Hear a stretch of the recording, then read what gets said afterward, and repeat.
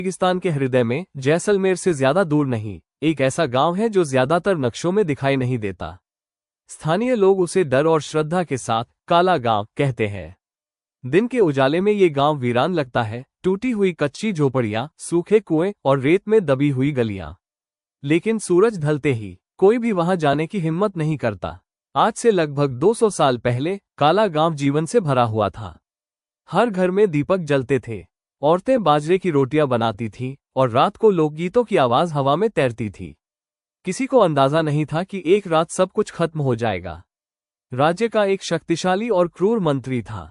उसकी नजर गांव की एक युवा लड़की पर पड़ गई। उसने हुक्म दिया कि लड़की को महल भेज दिया जाए। गांव वालों ने मना कर दिया। यही इनकार उनके विनाश की वजह बना। वो अमावस्या की रात थी। अचानक रेगिस्तान की हवा थम गई। कुत्ते जोर जोर से रोने लगे। आसमान धीरे धीरे लाल हो गया, जैसे खून से रंगा हो। जमीन कांपने लगी। कई लोगों ने कहा कि रेत से काला धुआं उठा। कुछ ने सुना हवा में अजीब मंत्रों की गूंज। और फिर सुबह हो गई। सुबह जब सूरज निकला तो पूरा गांव खाली था। न कोई शव, न खून के निशान, न संघर्ष के सबूत, बस एक डरावनी खामोशी। गांव वाले या तो मर चुके थे या कुछ और बन चुके थे। कहते हैं, जाने से पहले गांव वालों ने धरती को शाप दिया, जो भी यहां बसेगा उसे कभी शांति नहीं मिलेगी। ये शाप समय के साथ मिटा नहीं, ये मिट्टी में समा गया, ये हवा में घुल गया, और काला गांव खुद एक शाप बन गया। सालों बाद कुछ यात्री वहां पहुंचे। उन्होंने इन कहानियों पर हंसी उड़ाई और वहीं रात बिताने का फैसला किया। आधी रात होते ही सब बदल गया। रेत पर पैरों की आवाजें आने लगीं।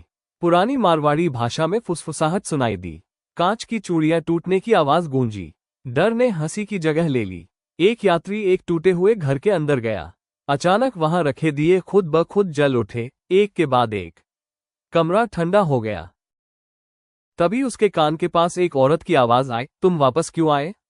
उसकी चीख पूरे गांव में गूंज गई। डरावनी सुबह सुबह होने पर केवल 2 यात्री मिले। दोनों बेहोश थे और रातों रात उनके बाल सफेद हो चुके थे। वे आज तक कुछ बोल नहीं पाए। स्थानीय लोगों का विश्वास आज भी गांव के पास रहने वाले लोग कहते हैं।